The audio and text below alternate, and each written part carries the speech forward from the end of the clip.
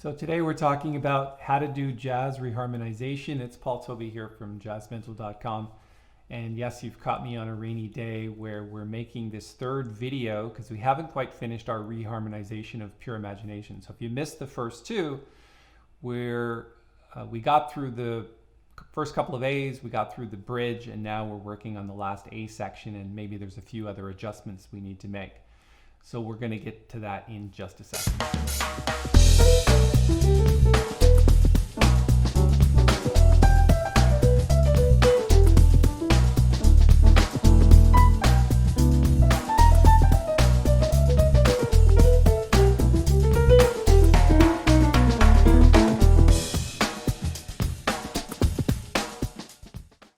Just before we dive into the last section, I wanted to let you know that we're reharmonizing this song so that we can make it our own. And I'm taking you through the thought process of how a jazz musician reharmonizes a piece of music.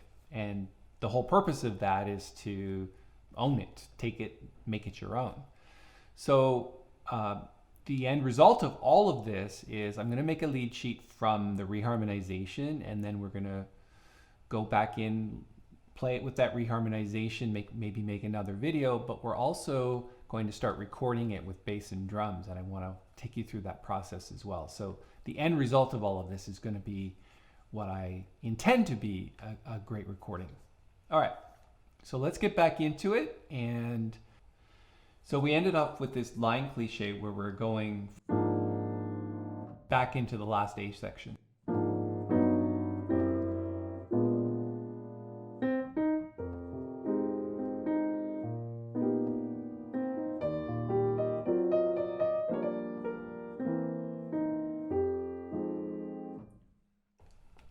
And we need to refer back to the piece of music and take another screenshot so we can finish it off.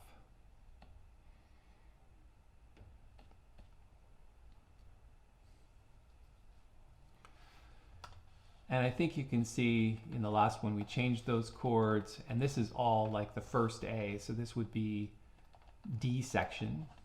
Up here this would be C section, and we had A, B, so it's an A tune, but A, B, C, D is how we mark it. And so now we're on this last section, and the only thing that seems different about this is this last few bars here. So let's go from the beginning of the section.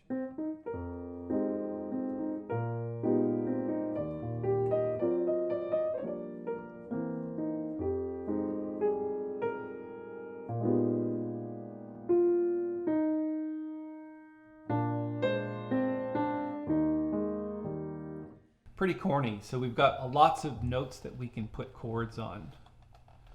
So we can put chords on every single one of these notes. And let's try to work out a few things here.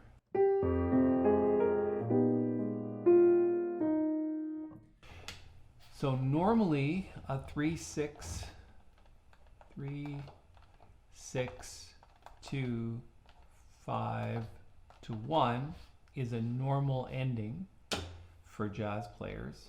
So that would sound something like this.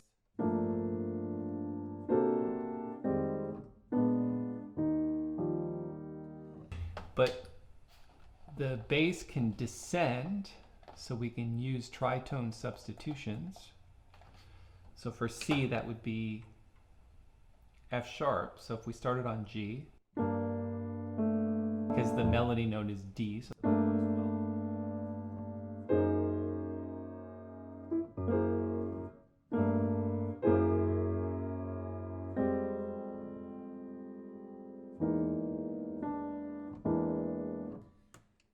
And because that's the 7th of this chord, this is the 7th of E flat, and the major 7, it's not a good idea to put an E chord there. So this would be G, F sharp, F, and then just go to B flat here.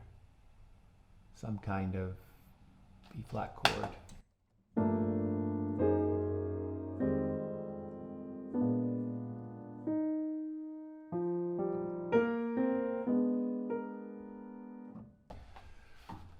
Okay, so F7, F sharp 7, F minor 7, B flat, flat 9 to E flat 6 or some kind of chord. And then we have to get back to 1 at the top.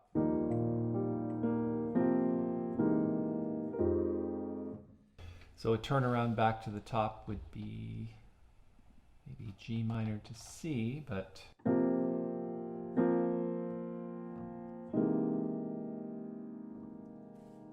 C sharp 9 and G minor over C.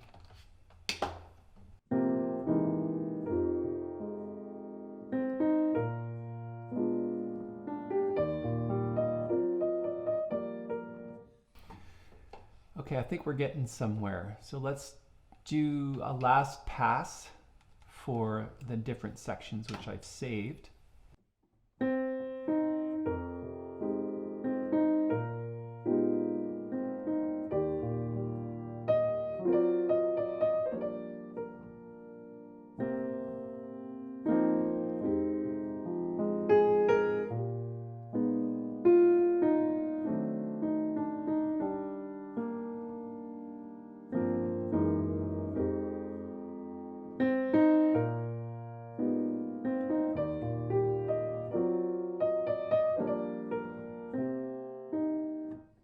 And for that, we're going to need the next section.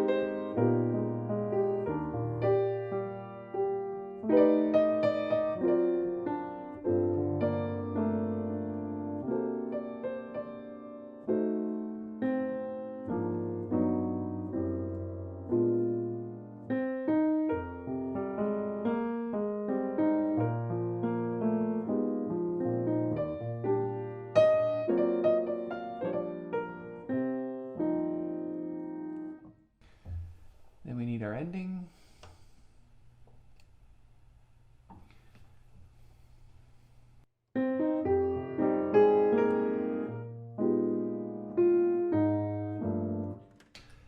And there's something we missed. Sorry. Here, this is over A flat because the bass descends to the G.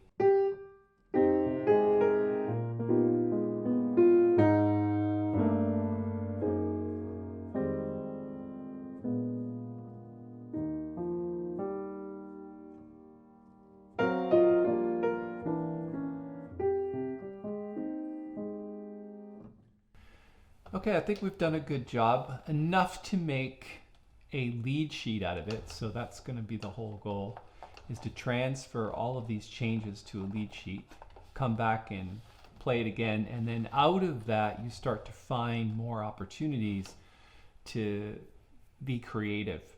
I think if this is all new to you and you're thinking to yourself, maybe you don't have the skills to do this, there's a couple of things to keep in mind. Number one, keep the melody intact. Number two, find your destination chords and work backwards from there using some kind of cycle of fifths. If you don't understand cycle of fifths, it's 3, 6, 2, 5, 1 as an example. Everything just goes from 5 to 1, and that 1 becomes a 5, then go to 1, and that 1 becomes a 5, then go to 1. So it's kind of like 5 to 1. So just keep doing cycle of fifths before the destination chords. And then once you've figured that part out, cycle of fifths, then find the tritone substitutions, which can have really great consequences in terms of line cliche, descending notes chromatically, ascending notes chromatically. And then on top of all of that, just find things that sound good. Chordal voicings, meaning spaced in fourths, or minor seconds, create lots of tension. So there's cool things that you can do with this piece. And eventually we're going to create a recording out of it, and I'll make sure that anyone who's been following this, we get you the final recording and see what it sounds like when we finally sit down to do that. So if you like this video, give it a thumbs up and subscribe to the channel. And if you have any questions or comments about this reharmonization process and how jazz musicians go about reharmonizing, just write them in the comment section below. Once again, thanks for your time.